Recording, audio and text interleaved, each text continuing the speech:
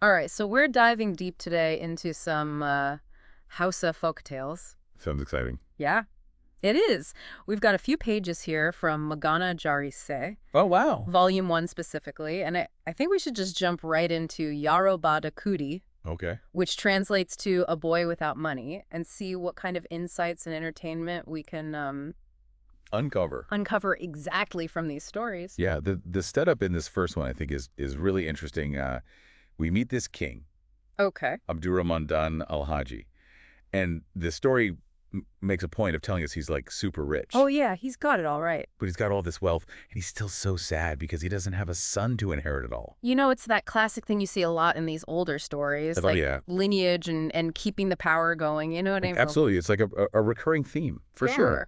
So he wants an heir, but at first it seems like he's kind of out of luck. His Ooh. daughter has a son, so there's a grandson, Mamudu, Okay. which, I mean, good for her, but doesn't solve the king's problem, really. Not exactly the solution he was hoping for. No, but then things get really interesting because a wise scholar shows up, I and love when those guys pop up. me too. So the scholar's like, hey, get 40 learned men to pray for you. And No way. I know. And then what happens? The king's wife, she has a son. Wow. Talk about an answer to prayer. Right. They name him Musa, and apparently he's like the most beautiful baby ever. Okay, so now we've got two boys in the picture, Musa the son and Mahmoudi the grandson. Yeah, and they're super close, grew up together like best friends. Which is sweet, but, Yeah. you know, it's folklore, so you just know there's got to be some kind of conflict brewing. Oh, for sure, especially with all that power and wealth floating around. Exactly, and that's where the waziri comes in. He's this high-ranking advisor, and he was really hoping to get the kingdom for himself. Makes sense. But then Musa shows up and ruins all his plans, so he's, like, fuming with jealousy. And he doesn't waste any time trying to stir up trouble. Nope. He tries to get the boys sent away for, like, military training. Oh, wow, so he can swoop in and take over while they're gone. That's the idea. But Musa, he sees right through it and refuses to go. Smart kid. Yeah. But then a messenger arrives from another king. Oh, this is getting complicated. It is.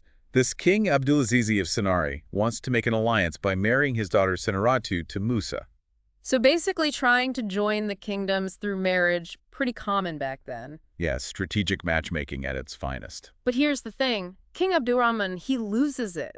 He gets so angry, he rejects the proposal and basically insults the messenger, and King Abdulaziz... No, that's not going to end well. Oh, it gets worse because the waziri sees this as his big chance. Oh. He secretly sends a letter to King Abdulaziz offering to help him conquer Abdurrahman's lands. Whoa, he's really going all in on this betrayal. He even tells him about a secret route through Kadarkan Kimba and offers one of his servants as a guide. What a snake. Yeah.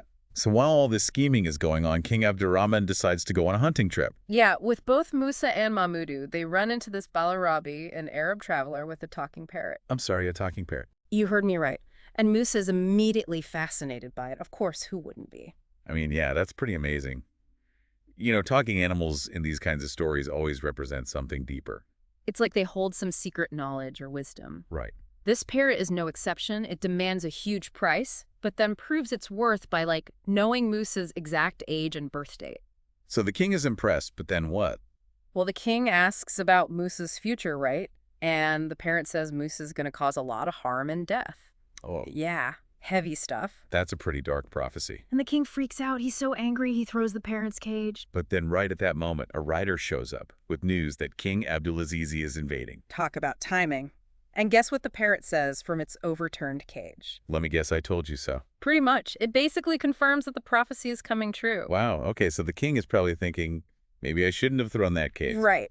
But the parrot doesn't hold a grudge. It actually gives the king some crucial advice. Oh, really? What kind of advice? It says to send warriors immediately to this place called Kadarkan Kimba to secure the pass. And does the king listen? Yeah, well, Musa convinces him to, and thankfully he does because messengers come back later and say they ambushed the invaders just like the parrot predicted. Wow, that parrot just saved the kingdom. Pretty much. And of course the king is super grateful and rewards the Balarabe big time. So what about the waziri? Oh, he's not happy. His servant Borakai was with the invading army, and he comes back to report that the ambush was a total failure. So his plan backfired spectacularly. You'd think he'd give up at that point, but he's still determined to take Musa down. Wow, talk about holding a grudge. I know, right? But the king isn't messing around anymore. He knows the parrot's the real deal. Smart move. So as he prepares for war, he puts Musa and Mahmudu under the parrot's protection. Wow, so the parrot's basically their bodyguard now. And their advisor.